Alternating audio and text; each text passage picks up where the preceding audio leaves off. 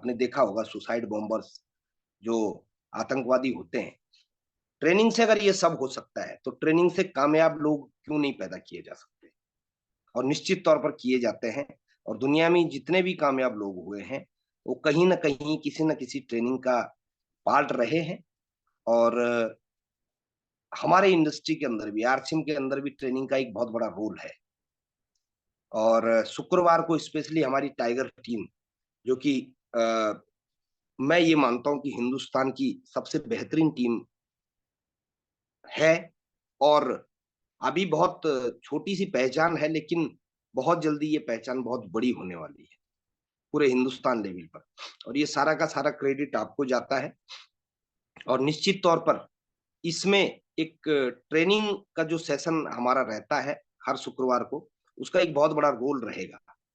तो इसलिए शुक्रवार की ट्रेनिंग आप किसी भी हाल में मिस ना करें और अपनी टीम के ज्यादा से ज्यादा लोगों को ट्रेनिंग्स का हिस्सा बनाएं, ताकि वो भी जो है एक ऐसे लीडर बन सकें जो लीडर बिजनेस में भी चार चांद लगाएं और व्यक्तित्व में भी चार चांद लगाएं। तो आज की इस ट्रेनिंग प्रोग्राम में मैं आपका वेलकम करता हूं। मेरा नाम आशीष वशिष्ठ है और डिस्ट्रिक्ट रुद्रप्रयाग का मैं निवासी हूँ। मैं वर्तमान में देहरादून में रहता हूँ और इस बिजनेस का एक हिस्सा हूँ, इस अभियान का एक हिस्सा हूँ आपकी तरह। और मजे की बात क्या है कि इस बिजनेस को करना नहीं चाहता था, मुझे जबरदस्ती किडनैप करके इस बिजनेस में लाया गया था। और आप में से बहुत सारे लोग जबरदस्ती इस बिजनेस में आए होंगे। I understand your pain. आपका दर्द मैं समझ सकता हूँ कि जब जबरदस्ती कोई करता है बिजनेस में आने के लिए तो कितना दर्द होता है। लेकिन आपको नहीं पता कि वो दर्द आपके जीवन में कितनी खुशियां लेकर आने वाला है। और वो आपको तब पता चलेगा जब आप आरसीएम बिजनेस को समझना शुरू करेंगे। और इसीलिए आपको जो है एटलीस्ट कुछ समय, मैं बोलता हूँ कि एटलीस्ट 1 साल आपको जरूर लर्निंग के लिए रखना चाहिए। यदि 10-15 हजार की इनकम के लिए, 10-15 हजार की नौकरी के लिए हम जीवन के 20-25 साल सीखने में गुजारते हैं, है ना, कक्षा 1 तक पहुंचने में भी आज 4 साल लगते हैं। नर्सरी, एलकेजी, यूकेजी, फिर चौथे साल कक्षा 1 में पहुंचता है एक बच्चा। और 12 साल इंटर तक की पढ़ाई करता है, 12 और 3 15 साल, यानी इंटर पढ़ाई किया। उसके बाद ग्रेजुएशन करेगा, 3 साल ग्रेजुएशन करेगा, उसके बाद 2 साल पोस्ट ग्रेजुएशन करेगा। और 15 3 18 और 2 20 साल, है ना। पोस्ट ग्रेजुएशन करने के बाद कोई प्रोफेशनल कोर्स करेगा और तब जाकर वो अपने जीवन की पहली कमाई करेगा। आप लोग सहमत होंगे मेरी बात से।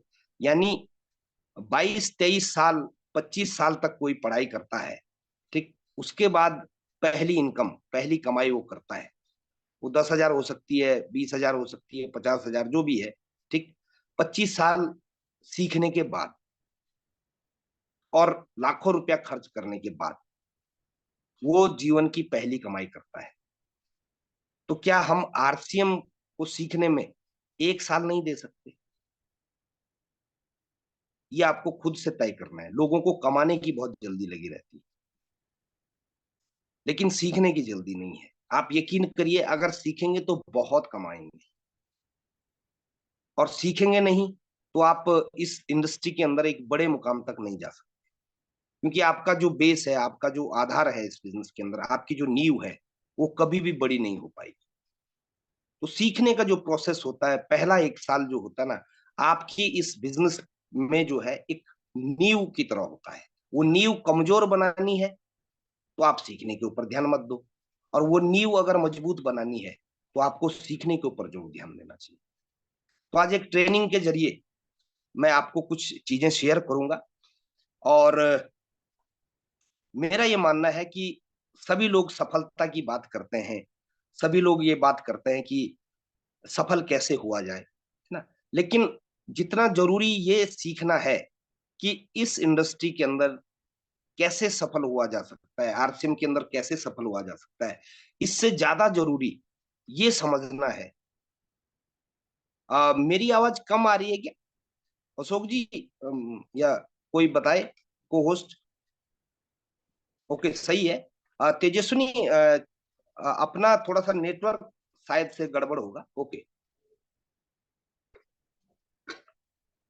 तो मैं बोल रहा था जितना जरूरी ये समझना है कि इस इंडस्ट्री में कामयाब कैसे होते हैं, उतना उससे ज्यादा जरूरी ये समझना है कि वो कौन सी ऐसी वजह हैं जिनकी वजह से लोग इतनी खूबसूरत इंडस्ट्री में फेल हो जाते हैं। क्योंकि इतना तो आप भी समझ सकते हैं, आप सभी बुद्धिजीवी लोग हैं, सभी एक समझ रखते हैं जीवन की। वही प्लान है आरसीएम का, वही प्रोडक्ट है, वही कंपनी है, वही सिस्टम है, वही एजुकेशन है। उसी प्लान, प्रोडक्ट, कंपनी, एजुकेशन के साथ कोई लोग लगातार आगे बढ़ते चले जाते हैं। और वही प्लान, प्रोडक्ट, कंपनी, एजुकेशन उन लोगों के लिए भी है जो लोग फेल होते चले जाते हैं। तो क्या बदला, किस चीज में अंतर आया? भाई कंपनी भी वही है, प्रोडक्ट भी वही है, ठीक, रेट भी वही है। ऐसा थोड़ी नहीं कि जो फेल हो रहे हैं उनके लिए कंपनी महंगा सामान देती है और जो कामयाब हो रहे हैं उनके लिए थोड़ा सस्ता देती है। ऐसा तो नहीं है ना, ठीक। प्रोडक्ट भी वही है, रेट भी वही है, कंपनी भी वही है, अपलाइन भी वही है, एजुकेशन भी वही है। तो फिर क्या बदला? कोई पास हो रहा है, कोई फेल हो रहा है, ऐसा क्या है? ये समझना बहुत जरूरी है दोस्तों, कि क्या ऐसी वजह है जिनकी वजह से लोग इस इंडस्ट्री में, इस खूबसूरत इंडस्ट्री में जो है फेल हो जाते हैं। प्लान की वजह से फेल नहीं होते। आप कहीं ये सोचो कि भाई कि प्लान देना नहीं आ रहा, प्रोडक्ट की वजह से फेल नहीं होते, कंपनी की वजह से फेल नहीं होते, एजुकेशन की वजह से फेल नहीं होते, अपलाइन की वजह से फेल नहीं होती। ऐसे क्या वजह है जिनकी वजह से लोग फेल होते हैं? आज मैं थोड़ी सी उन पे चर्चा करूंगा और मैं थोड़ी सी एक प्रेजेंटेशन के माध्यम से अपनी बात आप तक पहुंचाना चाहता हूं। मैं वेलकम करता हूं जो लोग सीखने के भाव से इस ट्रेनिंग में बैठे हैं, मैं उन सब का वेलकम करता हूं। और जो लोग टाइम पास के भाव से बैठे हैं, मैं आपको बताना चाहूंगा, कोई बात नहीं, टाइम पास करना आपका अधिकार है। लेकिन अगर आधे घंटे आप थोड़ा सा अपने माइंड को कुछ नई चीजें सीखने के लिए लगाते हैं, तो मे भी हो सकता है वो इस बिजनेस में आपको काम आए या ना आए। हो सकता है आपका ये बिजनेस करने का मूड ना हो, लेकिन हो सकता है वो इस बिजनेस में आपको काम आए या ना आए। लेकिन एक मिनट है, मैं प्रेजेंटेशन एक बार ले लेता हूँ। लेकिन वो आपको लाइफ में बहुत काम आएंगे। आप चाहें तो अपने मोबाइल को जो है लैंडस्केप मोड में भी कर सकते हैं, अगर बड़े उसमें आपको देखना है। ओके, तो ओके, एक मिनट है। यस, तो दोस्तों, ओके, ठीक है, शुरू हो गई आई थिंक।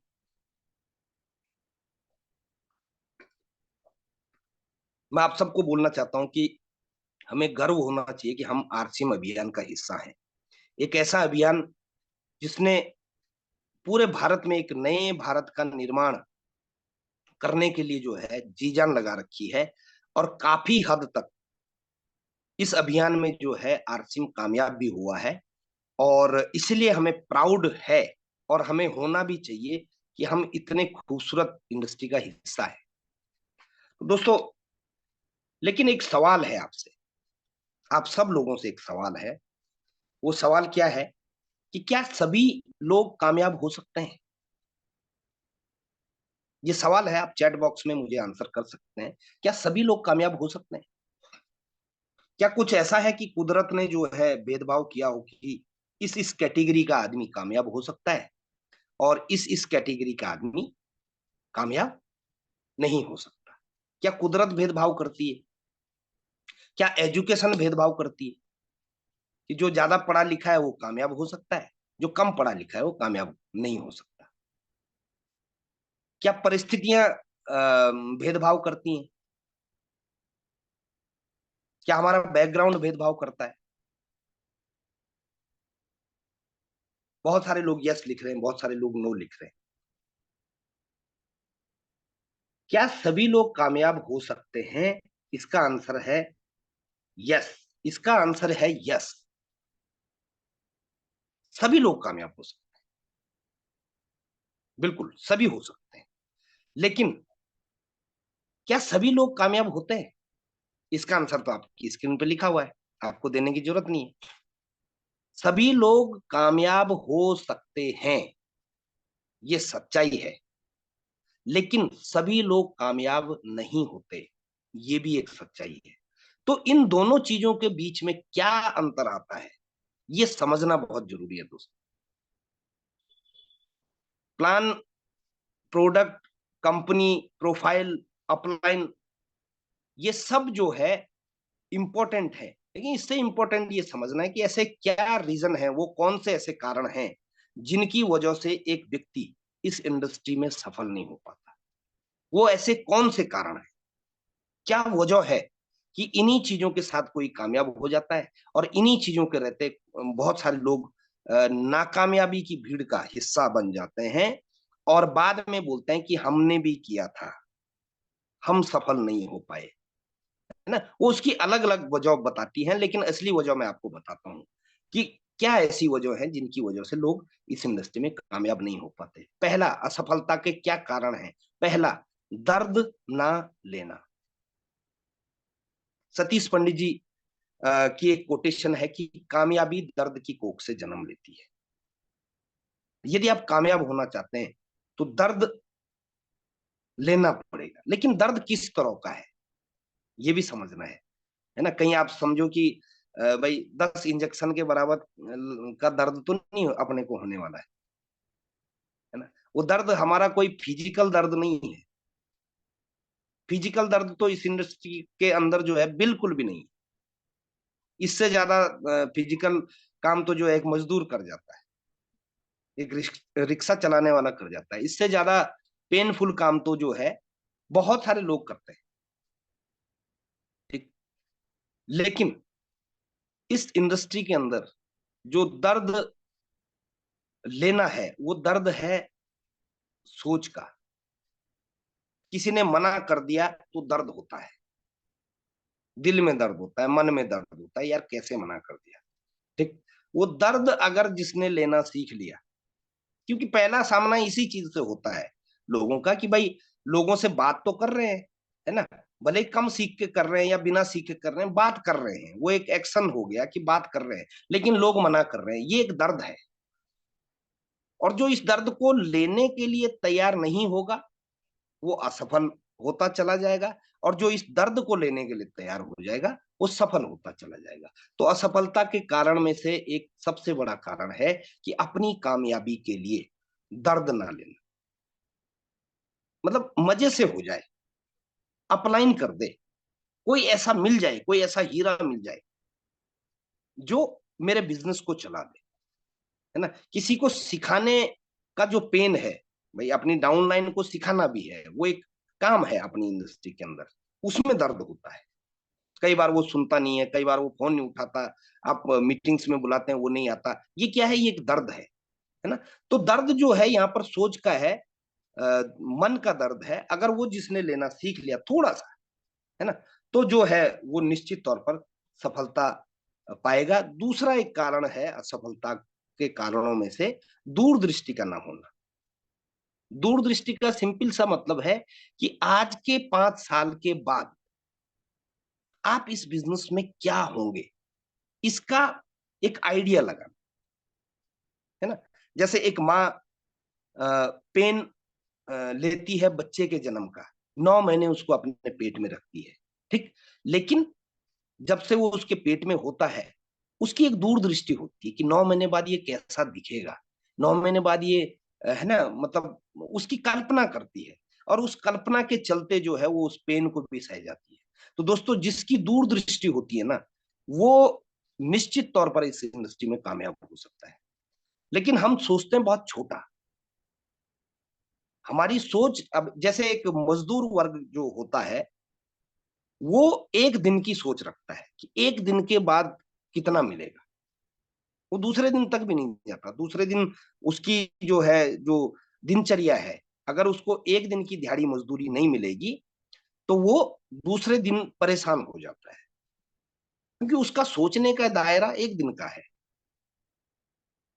ठीक। और इसके अलावा जो सेकंड वर्ग आता है वो है नौकरी पेशा व्यक्ति। उसका एक महीने का सोचने का दायरा होता है। एक महीने की सैलरी अगर उसको नहीं मिली महीने भर के बाद, तो वो परेशान होना शुरू हो जाता है, ठीक। लेकिन इसके अलावा एक और वर्ग है जिसको बोलते हैं बिजनेस क्लास, बिजनेसमैन। और आप और हम सब आरसीएम में एक बिजनेसमैन है या बिजनेस वुमेन है, ठीक।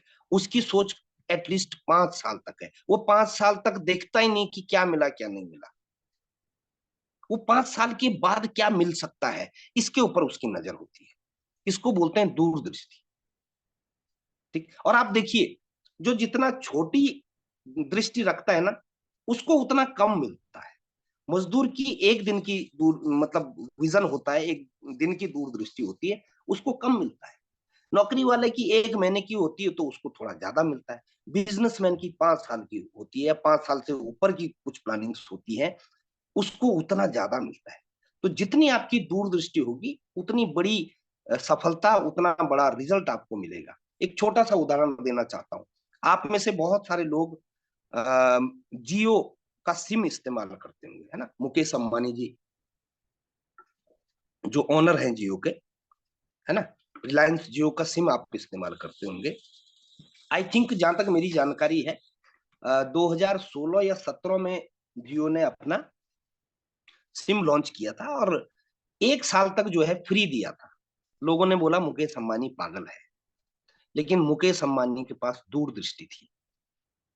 और मैं आपको मजे की बात बताना चाहता हूँ। 2016 में सिम लॉन्च किया, 16 या 17 में, मुझे एग्जैक्टली ध्यान नहीं है, लेकिन 2012 से इसके ऊपर ऑप्टिकल फाइबर के ऊपर काम हो रहा है। यानी 5 साल जो है केवल काम किया, 1 पैसे की कमाई नहीं हुई, उल्टा खर्चा हो गया। और कितना खर्चा हुआ? 2.5 लाख करोड़ रुपए, जितना पाकिस्तान का बजट है 2 साल का, उतना पैसा 2.5 लाख करोड़ रुपए खर्च कर दिया। और 1 साल फ्री भी दे दिया, इनकम जीरो। सोचो, लेकिन दूरदृष्टि थी ना। आज 40 करोड़ लोग जियो का सिम इस्तेमाल करते हैं और 1 महीने का 299 रुपये यानी 300 रुपये जो है चार्ज करते हैं 1 महीने का। आप कैलकुलेट कर लो, 40 करोड़ इंटू 300 रुपये।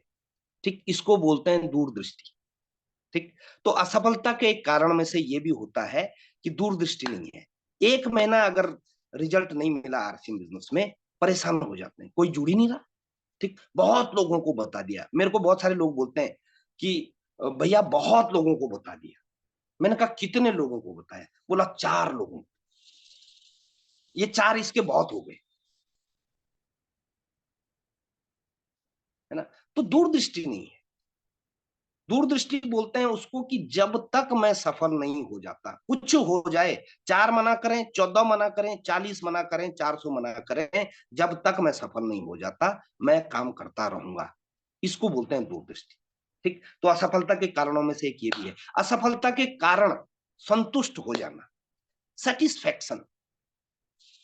संतुष्ट जो व्यक्ति है अपने जीवन में, हाँ ये अलग बात है, आप कंफ्यूज मत हो जाना। एक संतुष्टि होती है भीतरी, है ना, जिसको आध्यात्मिक संतुष्टि बोलते हैं, वो एक अलग बात है। अभी मैं बिजनेस के परसेप्शन से बोल रहा हूँ, बिजनेस के नजरिए से बोल रहा हूँ, कामयाबी के नजरिए से बोल रहा हूँ। कामयाबी के नजरिए में जो संतुष्ट हो गया, मतलब कोई मान लो 20,000 रुपये कमाकर खुश है, बोलता है यार इट्स ओके, मेरा दाल रोटी चल रहा है, बस इससे ज्यादा मुझे कुछ नहीं चाहिए।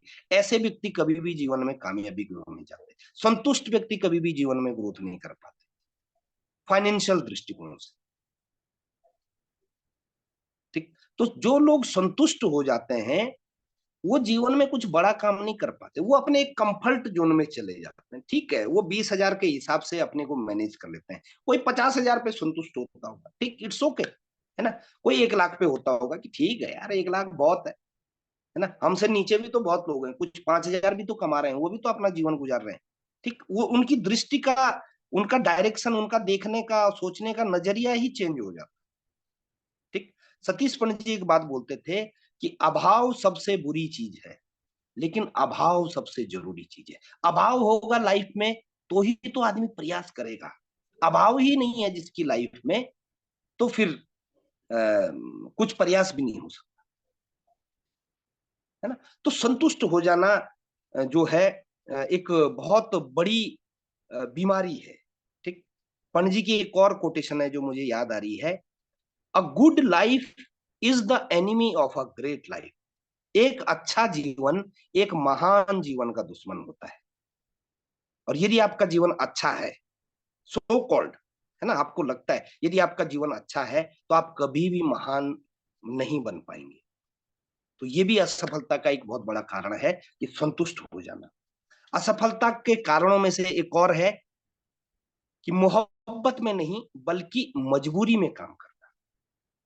कि यार अपना इनका फोन आ गया कि फिर से इनकी वही मीटिंग, है ना, हमारा डाटा खत्म हो जाता है ना, और मोबाइल बच्चों के पास रहता है, मतलब मजबूरी में काम करते हैं। अरे यार ठीक है ना, 500 रुपए का सामान खरीद के हमारा काम चल रहा है। कुछ कुछ लोग बोलते हैं सर 500 से ज्यादा लगता ही नहीं।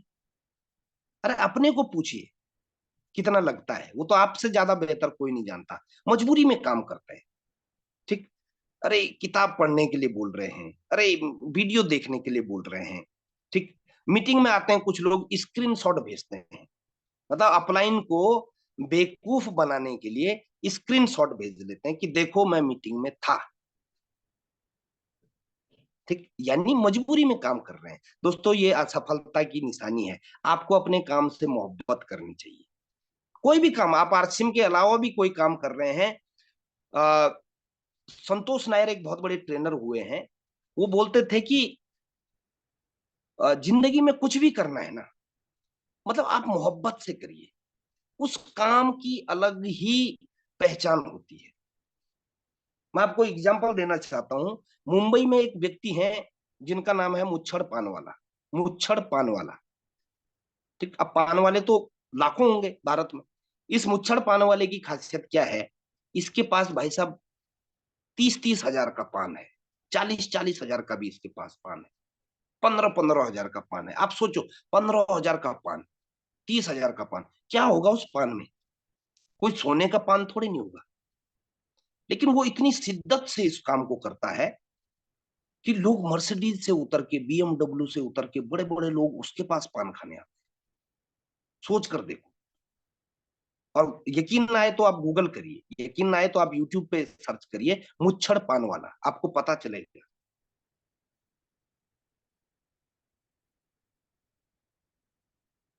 तो दोस्तों, मोहब्बत से जो काम किया जाता है ना, ठीक, उस काम का रिजल्ट और मजबूरी में किए हुए काम का रिजल्ट बहुत जमीन आसमान का अंतर होता है।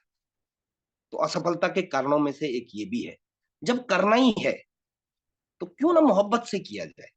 जब कामयाब होना ही है तो रो रो के क्यों कामयाब हो रहे हो? ठीक।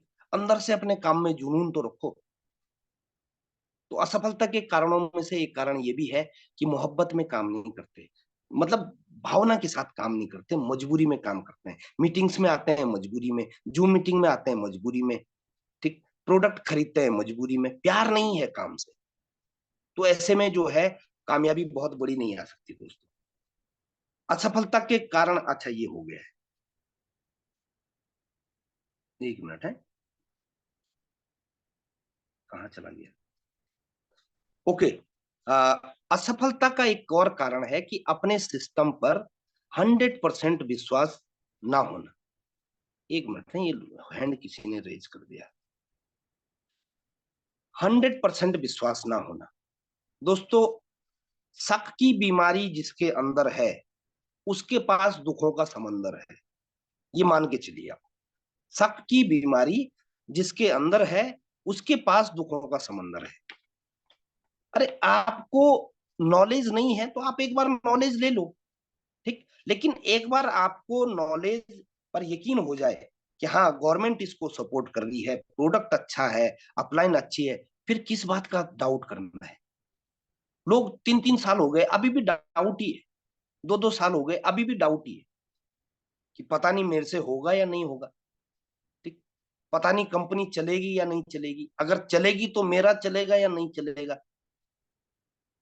पता नहीं अपलाइन मेरे को सपोर्ट करेगी कि नहीं करेगी, पता नहीं मेरी डाउनलाइन कैसी निकलेगी। विश्वास नहीं है। किसी ने बोल दिया भाई साहब प्रोडक्ट महंगा है, ठीक, पता नहीं, हाँ यार ये तो सही बोल रहे हैं प्रोडक्ट। अरे डाउट क्यों करते हो? आप चेक कर लो, आप सारे सबूत आपके पास होने चाहिए, आपको पता होना चाहिए मेरा प्रोडक्ट महंगा है या नहीं है। ठीक। लोग कमाल की बातें करते हैं। आप पूछिए किसी से सर आरसीएम, वो बोलता है अरे भाई साहब बहुत महंगे प्रोडक्ट है। ठीक, आपको डाउट होना शुरू हो जाता है। उसको पूछो तो सही कि कौन सा प्रोडक्ट महंगा है भाई। ठीक, मैं लोगों को बताना, मैं आप सबको बताना चाहता हूं, लोगों को अपने घर के नमक का रेट नहीं पता भाई साहब, चाय पत्ती का रेट नहीं पता, तेल का रेट नहीं पता। आप पूछ के देखो, वो बोलते हैं यार पता नहीं कितना है। तो भाई आरसीएम के प्रोडक्ट का तुम्हें कैसे रेट पता चल गया? और पता है तो बताओ फिर मार्केट में कितने का मिलता है ये प्रोडक्ट। राइस ब्रान ऑयल 1400 मिली mg का ओरिजिनल जिसके अंदर हो, और आप मार्केट के अंदर पता करो कि 1400 mg का ओरिजिनल जिस तेल के अंदर है राइस ब्रान ऑयल, वो मार्केट में कितने का है, पता करो ना।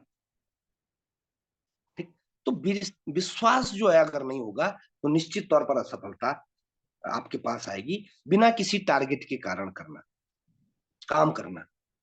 ऐसा कहते हैं दोस्तों, जिस लिफाफे पे कोई पता नहीं लिखा होता है, लक्ष्य नहीं लिखा होता, वो लिफाफा आप पोस्ट ऑफिस में डाल के आइए, वो लिफाफा 4 साल के बाद भी उधर ही मिलेगा, क्योंकि उसके ऊपर कोई लक्ष्य तो है ही नहीं कि जाना कहाँ है। आपने अपने लिए कहाँ जाने का लक्ष्य बनाया है, ये आपको तय करना है। लेकिन बिना लक्ष्य के, चाहे वो बिगनर है, चाहे वो स्टार्टर है, 20,000 का बिजनेस है, बिगनर का 20,000 का बिजनेस होता है।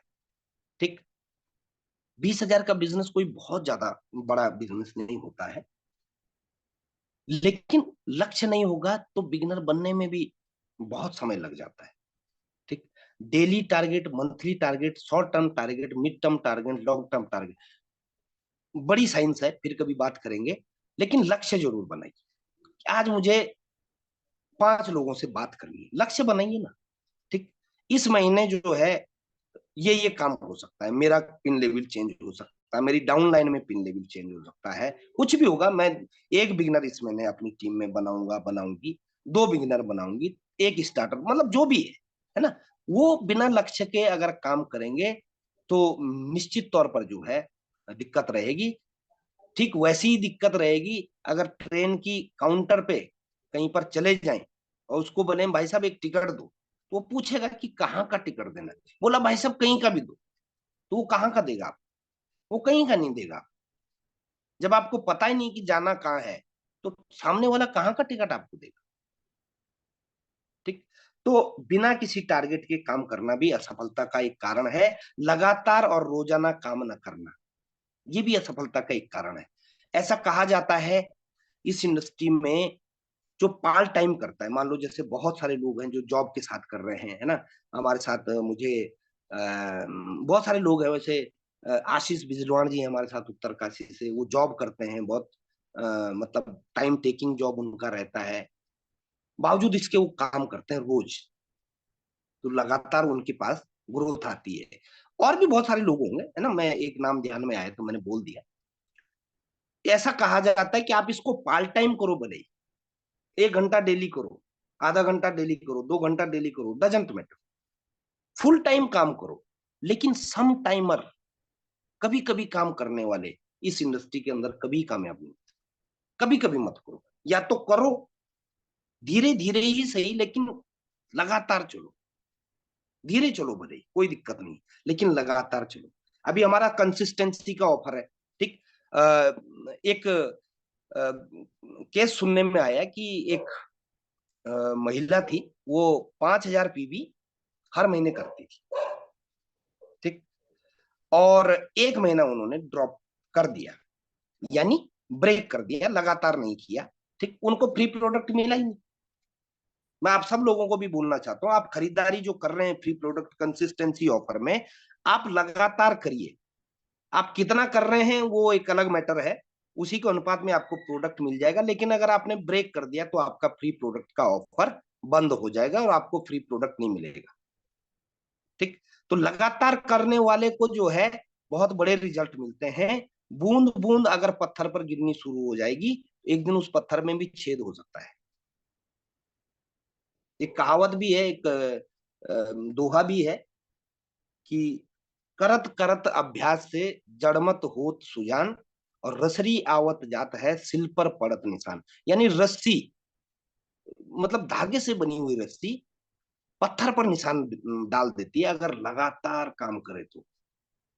लगातार काम करे, तो असफलता का एक कारण भी है कि कभी कभी करते हैं, मूड आया तो खूब काम करेंगे, ठीक, और मूड नहीं आया तो महीने भर, 2 महीने भर, 3 महीने गायब हो जाएंगे।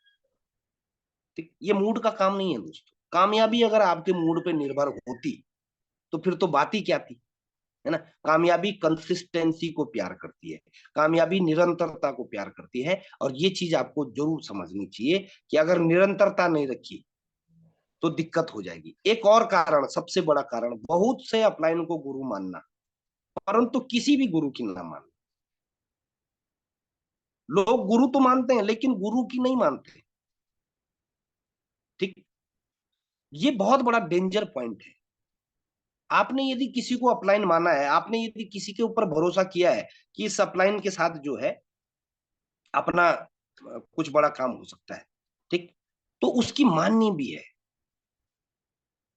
नहीं तो फिर आपको ही ज्यादा दिक्कत रहेगी, और आपको कभी समझ में नहीं आएगा कि हमारे अंदर ये क्या कमी रह गई कि वही एजुकेशन अपने को भी मिल रही है, वही दूसरे को भी मिल रही है, दूसरा आगे बढ़ रहा है, हम पीछे छूट रहे हैं। ये आपको कभी समझ में नहीं आएगा, और इसका सबसे बड़ा कारण यही है जो आपकी स्क्रीन पे लिखा हुआ है कि अपलाइन तो बहुत सारे लोगों को मानते हैं, या एक को भी मानते हैं मान लो, लेकिन उस गुरु की भी नहीं मानते, उस अपलाइन की भी नहीं मानते। दोस्तों, अपलाइन के पास इस इंडस्ट्री में एक ऐसा अनुभव होता है जिस अनुभव से आप अभी गुजरे नहीं है, है ना।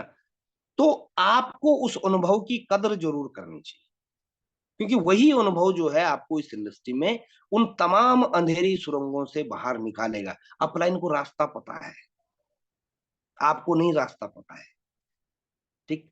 और उन अंधेरी सुरंगों में जहां पर कहीं से कोई उम्मीद की रोशनी नजर नहीं आती, अपलाइन वहां से गुजर चुका है, और अपलाइन को पता है कि कहाँ पर दाएं चलना है, कहाँ पर बाएं चलना है, कहाँ पर झुककर चलना है, कहाँ पर खड़े होके चलना है, ये अपलाइन को पता है। मैं एक उदाहरण दे रहा हूँ सुरंग का, लेकिन आप मान के चलिए कि एक गुरु या एक अपलाइन को फॉलो करना कितना जरूरी है इस इंडस्ट्री में। जो लोग नहीं करते हैं, जो लोग अपने हिसाब से चलाते हैं, वो बहुत जल्दी भटक जाते हैं, और उनकी टीम बनने के बाद भी खराब होनी शुरू हो जाती है।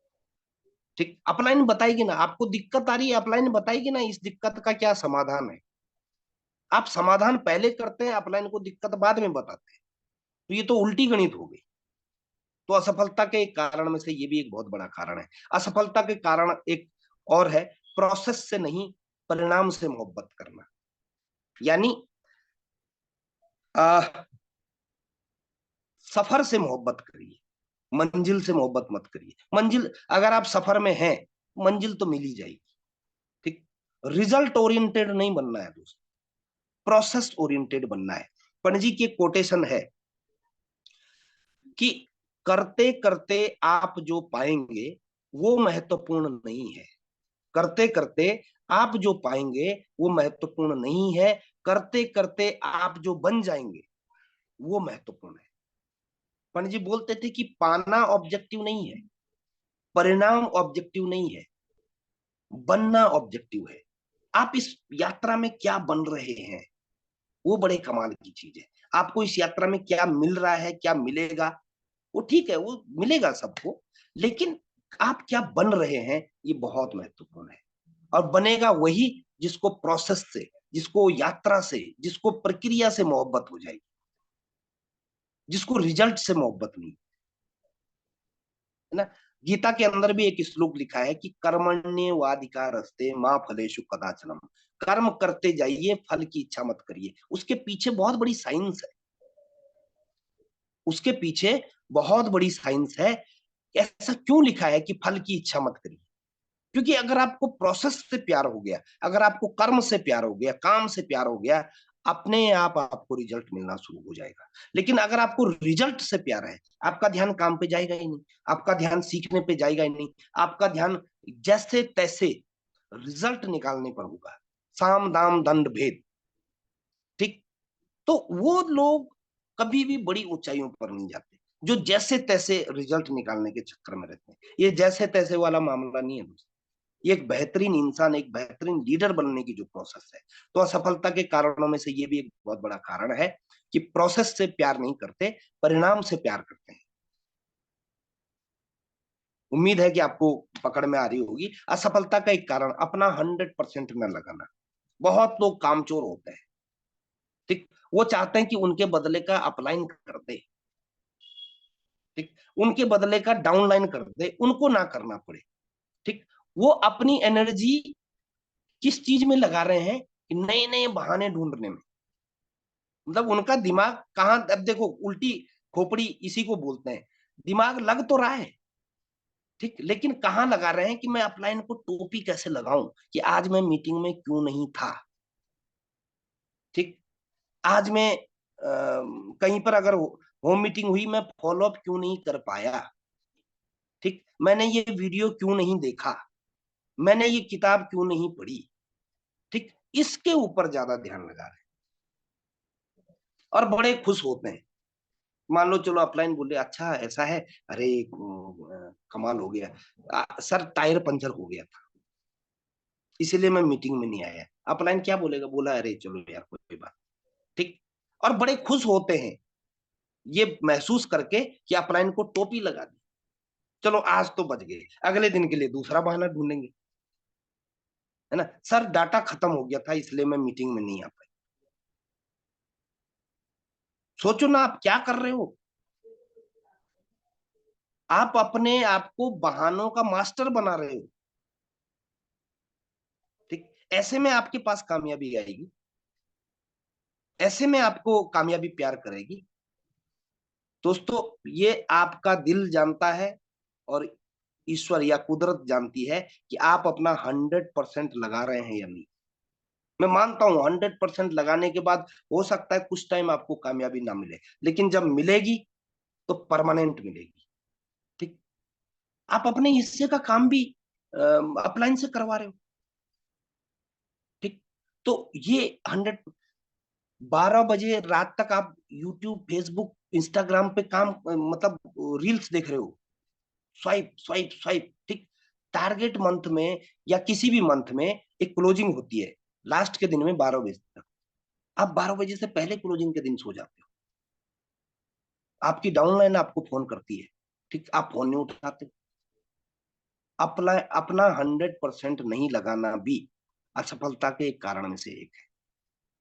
लगा कर देखो फिर आपको मजा आएगा। जो लोग बोलते हैं ना कि काम करने में मजा नहीं आ रहा, ठीक, मजा इसलिए नहीं आ रहा है क्योंकि तुम्हारा 100% लग ही नहीं रहा। जिस काम में 100% लगा दोगे ना उस काम में मजा आना शुरू हो जाएगा। आप करके देखना, ये बिल्कुल सत्य बात है, ठीक। और बड़े सपनों का ना होना, छोटा सपना, 5,000 आ जाए बस, 10,000, मैं मानता हूं शुरुआत में छोटे होते हैं, नो डाउट, है ना, कोई भी शुरुआत में एक बड़े सपने को लेकर नहीं आता, है ना, वो अपने वातावरण परिवेश और उन सारी चीजों का। लेकिन दोस्त मैं बोलता हूं कि सपने देखने में क्या जाता है, क्या घिसता है बताओ। एक एक व्यक्ति ने अपने दोस्त से पूछा कि यार मैं अमेरिका जाने की सोच रहा हूं, कितने पैसे लगेंगे। उसने बोला कुछ भी नहीं, 0 रुपया। बोला है कैसे, बोला सोचने में क्या जाता है, सोचने के पैसे थोड़े नहीं लगते। तो आप अगर सोच लोगे कि 5 साल के बाद जो है आप इस बिजनेस में ना टेक्निकल के लेवल तक एटलीस्ट रहोगे। मैंने बहुत ज्यादा बोल दिया, हमारी बीच स्टार पर्ल सुषमा बिस्टमैन बैठी हैं, 3.5 साल में उन्होंने स्टार पर्ल जैसा मुकाम हासिल किया, ठीक, 5 साल में तो पता नहीं कहाँ चले जाएंगे। लेकिन मैं बोल रहा हूँ चलो ठीक है, 5 साल में पर्ल का भी एक लक्ष्य अगर बनाया जाए, सोचा जाए, एक सपना लिया जाए, क्या जाता है, ठीक, सपना देखना शुरू करो दोस्त। स्वर्गीय एपीजे अब्दुल कलाम जी जो कि हमारे देश के बहुत बड़े वैज्ञानिक भी हुए और राष्ट्रपति भी रहे, उनकी एक फेवरेट कोटेशन है, मुझे बहुत पसंद है। वो बोलते थे कि आप अपनी आने वाली पीढ़ी के लिए कुछ दें या ना दें, लेकिन उनको बड़े सपने जरूर दें, ठीक। और मुझे एक कविता बहुत पसंद है, पंजाब के एक बहुत क्रांतिकारी कवि हुए, अवतार सिंह पास उनका नाम है, 1984 के जो सिख दंगे हुए उनमें उनकी कविताएं वो हो गए। और दुष्यंत कुमार जिनकी वो कविता आपने सुनी है कि हो गई है पीर पर्वत सी पिघलनी चाहिए, ये दोनों समकालिक कवि हैं, ठीक। और अवतार सिंह पास जी की एक कविता बहुत दिल को छू जाती है। वो बोलते हैं कि श्रम की लूट सबसे खतरनाक नहीं होती, श्रम की लूट सबसे खतरनाक नहीं होती, गद्दारी लोभ की मूठ सबसे खतरनाक नहीं होती, बैठे बिठाए अकड़े जाना खतरनाक बुरा तो है लेकिन सबसे खतरनाक नहीं होता, सहमे से डर में जकड़े जाना बुरा तो है लेकिन सबसे खतरनाक नहीं होता, सबसे खतरनाक होता है मुर्दा शांति से भर जाना, सबसे खतरनाक होता है मुर्दा शांति से भर जाना, न होना तड़प का, सब कुछ चुपचाप सहन कर जाना, और सबसे खतरनाक होता है हमारे सपनों का मर जाना। अगर आपके सपने मर गए, आप जिंदा लाश है। आप लाश से ज्यादा कुछ नहीं है। बस आप जीवन काटने आए हैं फिर, अगर आपके पास सपने नहीं है।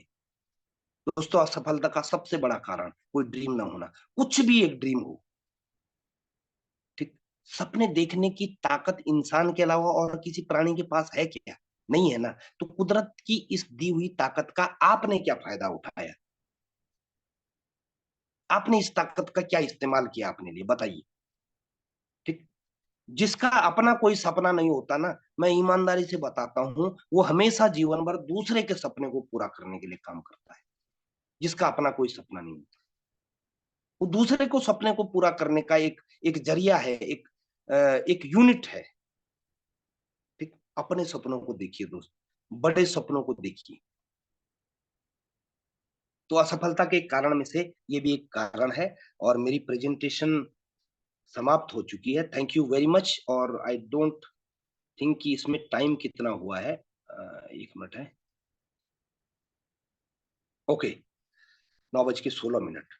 एक्चुअली प्रेजेंटेशन में जो है टाइम दिखाई नहीं देता है। मैं 1 मिनट अपना स्क्रीन सीधे कर लेता हूँ। Thank you.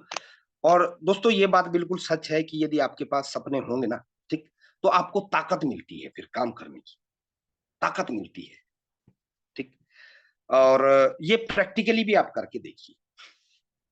एक लक्ष्य लक्ष्य है, सपना है, वो सब एक ही चीज के, एक ही सिक्के के पहलू हैं। ठीक। जिसका लक्ष्य है सुबह उठना, उसके पास मान लो एक सपना है कि उसको अपना शरीर तंदुरुस्त रखना है, फिट रहना है। ठीक। उसका एक लक्ष्य है, एक संकल्प उसने लिया है, वो उठेगा भाई साहब। वो 4 बजे उठेगा, 5 बजे उठेगा। ठीक। उसको सर्दी नहीं सताएगी, उसको गर्मी नहीं सताएगी, है ना। उसको आलस परेशान नहीं करेगा, उसको नींद परेशान नहीं करेगी।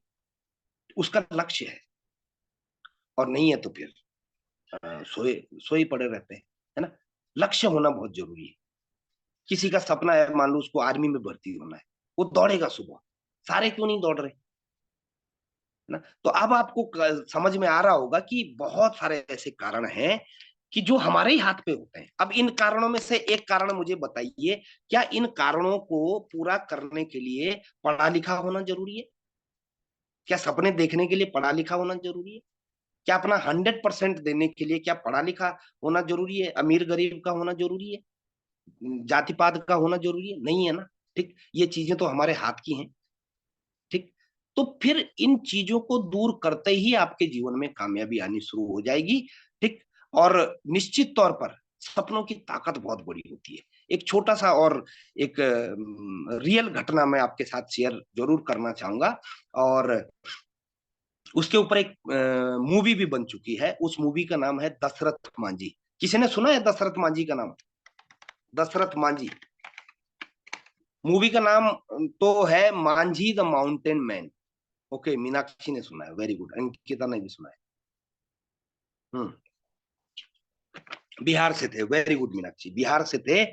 और क्यों उसके ऊपर पिक्चर बनाई गई, देखो।